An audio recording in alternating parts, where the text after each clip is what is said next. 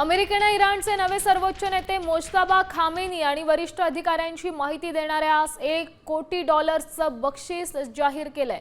Rewards for justice अंतर्गत माहिती देणाऱ्याला सुरक्षित स्थलांतराचाही ऑफर देण्यात आली आहे। 28 फेब्रुवारीच्या हल्ल्यानंतर अमेरिकेने हे पाऊल उचललंय। राष्ट्राध्यक्ष ट्रम्प यांनी ऑपरेशन एपिक फ्युरीद्वारे इराणची राजवट संपवण्याचा इशारा दिला।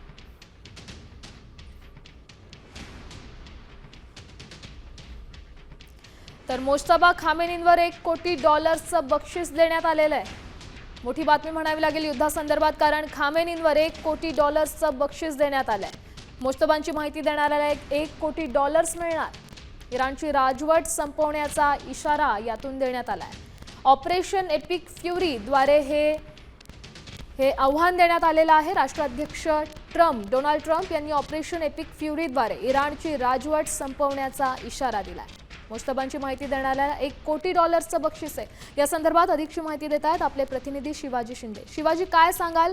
मोठं बक्षीस आहे, ट्रम्प यांनी इशारा दिलेला आहे, राजवट संपवणार असं ते म्हणतात।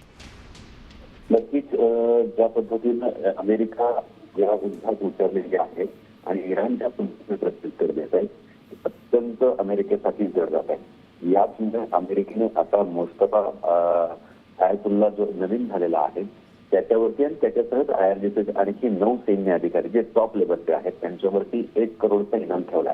हा अमेरिकेचा एक मानसिक दबाव तयार करण्याची एक रणनीतीची भाग आहे, कारण हे करून जी यंत्रणा आहे ती खेळखेळी करता येईल का, ग्राउंड लेवलवरती यांचा संपर्क साधून यांच्यावरती हल्ले करता येईल का, अशा पद्धतीची ही रणनीती आहे।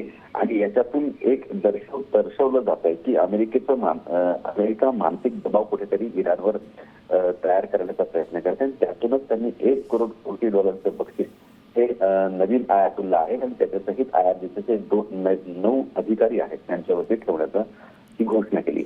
नक्कीच धन्यवाद शिवाजी, तुम्ही दिलेल्या या सविस्तर अपडेटसाठी।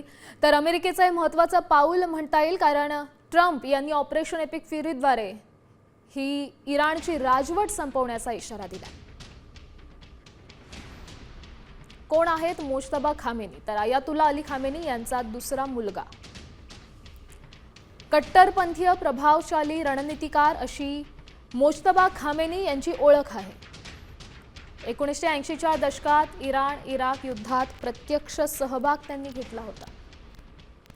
इराणच्या रिव्होल्युशनरी गार्ड्सच्या सर्वोच्च कमांडशी आणि कट्टरपंथी गटांशी त्यांचे जवळचे संबंध आहेत। अधिकृत पद नसताना महत्त्वाचे निर्णय घेत असल्यामुळे 2019 मध्ये अमेरिकेकडून कडक निर्बंध लादण्यात आले।